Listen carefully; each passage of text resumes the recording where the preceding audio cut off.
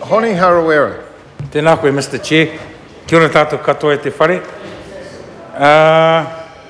First of all, I just want to say to Sua William Seo, I'd like to thank him for his contribution earlier this morning, because of all of the speakers today, his has been the one that touched most closely the sorts of people that I think are going to be completely missed out in this bill. So mihi atu kia koe e Sua mo tēnā kōrero.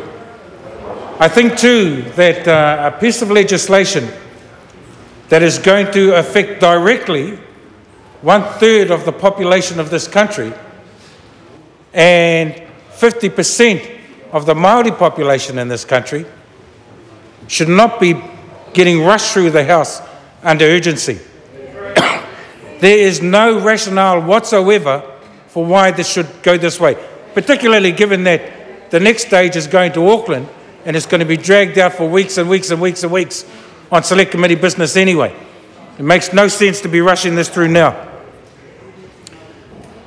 Mr. Speaker, I also note that as we get closer and closer to Bastion Point anniversary and the possibility of a hikoi, I'm hearing that word coming across from the Labour Party benches from nearly every speaker in the last couple of hours. And yet I note that when Ngāti Whātua first called for a hui to talk about the possibility of taking action and announcing the hikoi, there was nobody from the Labour Party there at all.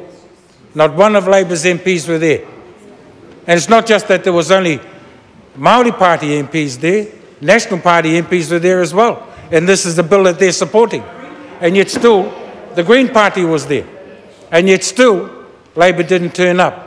And in fact, at that time, Labour didn't even have a position on Maori representation. They have come to that since, I suspect because they're trying to maximise the opposition to this bill.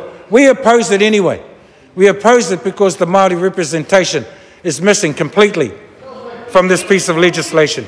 We oppose it because mana whenua do not have seats at the top table in this legislation. I don't need to put up an amendment to this. I don't need to put up an amendment to this piece of legislation because my whanaunga Shane Jones is already going to put one up. And him and I have already discussed it, and I'll be happy to support that amendment. But the reason why we are supporting mana whenua, and this isn't a Māori Party hikoi, we are supporting this hikoi because mana whenua themselves believe that it is important that the jewel of the Pacific, which is Auckland, that the city which has the greatest Polynesian population in the whole world deserves the opportunity for the tangata whenua to be represented at the top table. Because the people of Tāmaki Makaurau have been giving land for the development of the Auckland settlement for more than 200 years. And for those of you who don't know, the last little bit of land owned by Ngāti Whātua Kiorake, Bastion Point, even when they got that back, they offered to share the management of that land with the Auckland City Council. It is for those reasons, the willingness of the tangata whenua of Auckland to continue to share that city and give land to that city, that we believe that those seats should be mandatory and should be part and parcel of any makeup of the Auckland City. Whether it becomes a super city or not is another story. But if this is the opportunity for mana whenua to get representation at the top table, then we are going to support it and support it all of the way. Go. I'd like to congratulate Rodney Hyde.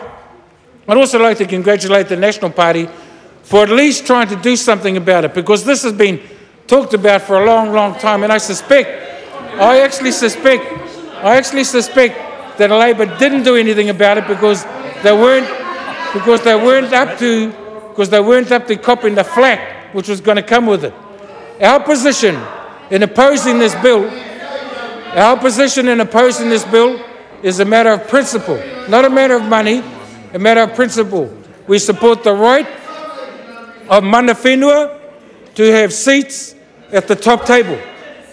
We support the right of all citizens of Auckland to make a choice as to what that city is going to look like. Thank you very much, Mr. Speaker.